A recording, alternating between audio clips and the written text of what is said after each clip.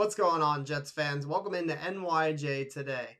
In this video, I'm going to be breaking down the Jets versus Eagles Week 3 preseason game. Going to talk a little bit about some of the things that I'm going to be looking for in this matchup. Let's go ahead and get after it.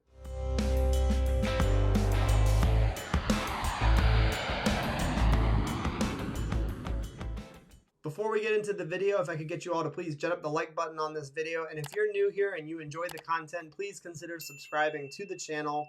We are doing our giveaway this upcoming Wednesday during our Wednesday night live stream. If you have subscribed to the channel, you are in the running for the signed Wayne Chrebet mini helmet. If you have not subscribed, it's not too late. Go ahead and do so. Support the channel and give yourself a shot at a pretty cool prize. Last thing I want to discuss with you is that I will be live streaming tomorrow night for the Jets versus Eagles preseason game.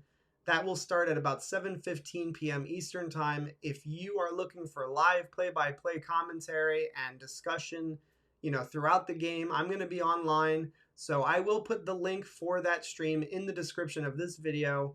So come hang out with me, talk some Jets football, and I look forward to talking with you. The first thing I'm going to be looking for during this preseason game with the Eagles is going to be Zach Wilson. I'll make it very, very clear, and I'll be very honest with you. I do not want to see Zach Wilson playing in this game. There are people who disagree with me, and if you are one of those people, feel free to let me know why you disagree in the comments section. It does not bother me if you disagree. We can have a discussion about it. It's all good. Personally, I feel like the reps that he's getting in practice are just as valuable. And I feel like, over the those first two preseason games, Zach Wilson proved that he is ready to run this offense. And it's not just his ability to throw, to make plays down the field. It has a lot to do with the fact that, at the line of scrimmage, this kid is able to get the plays, off without pre-snap penalties. And I know that's a small thing, but it is a big thing in the grand scheme of things. If the Jets are going to win football games, they need to limit penalties, and he did that during the entire, the Giants game and the Packers game. So to me, he's shown everything he needs to show. We're going to be without Mekhi Becton. We're going to be probably without Elijah Vera-Tucker. I don't really see the reason to risk him with, backup offensive linemen protecting him. Anyways, that's how I see it. And again, if he does play, I'll just look for him to do more of the same. Limit mistakes, pre-snap penalties. I don't want to see those. And again, just, looking efficient and running the offense like a smooth operator, which he has been doing all preseason long. The next thing I'm going to be looking for is some of our pass rushers on the edge specifically to make some plays. And again, I know that this is the last preseason game, so it's possible that the Jets, don't play their starters for very long. If Bryce Huff plays, I want to see him make some plays. He didn't register a single stat in the entire Packers game. He didn't get a tackle, assisted tackle, a sack, any of that stuff. So I'm hoping to see Bryce Huff make a play or two in this game coming up. Jonathan Franklin-Myers, I would like to see, get involved in that edge pass rushing game. Jabari Zuniga, I don't know what his health status is right now, but I hope he can play, can make some plays. Hamilcar Rashed Jr., I want to see something out of him. He's probably going to play a lot in this football game. So I'm going to be looking to him for sure because now Carl Lawson and Vinny Curry out for the season. Again, I have made very clear, I think that those are big-time losses, two veterans that we're going to play on the edge this season. So our rotation is going to be very inexperienced, and I'm just hoping that these guys can take a step forward. With the last preseason game, you're always going to be looking at some players that are absolutely fighting for their NFL lives, their careers are at stake.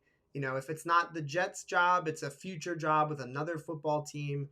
And so there are a couple of groups or a couple of position groups that I'm going to be looking at, to see who comes alive in this game and puts their name, on the table and says, you can't cut me. Here's why. I made plays for you. And the first one's got to be the tight ends, Daniel Brown, Ryan Griffin, and Kenny Yeboah. I think that all three of these guys are fighting for their lives right now on this roster. I think of all of the three, I think Ryan Griffin is probably the most likely to make the team, but there's no guarantees. He's going to have to play well tomorrow night in order to keep his job. Kenny Yeboah definitely needs to have a good game. I think there's a chance he gets put onto the practice squad. So we'll wait and see on those guys. But again, I think they're all three going to get some opportunities in this game versus the Eagles. I'm also going to be watching Pinnock versus Isaiah Dunn. I know that Isaiah Dunn was undrafted. I also know that Pinnock was drafted in the 6th round. I'm also looking at Lamar Jackson. I think these 3 cornerbacks, again, kind of like the tight ends, they're all fighting for their lives here with the New York Jets. If I had to pick one, I would say probably Jason Pinnock because he was drafted by the team. But there are no guarantees with any of these 3 players. I don't know who's going to make the team, and so I'm going to keep my eyes on all 3 in this last game. I think all 3 will get opportunities to play.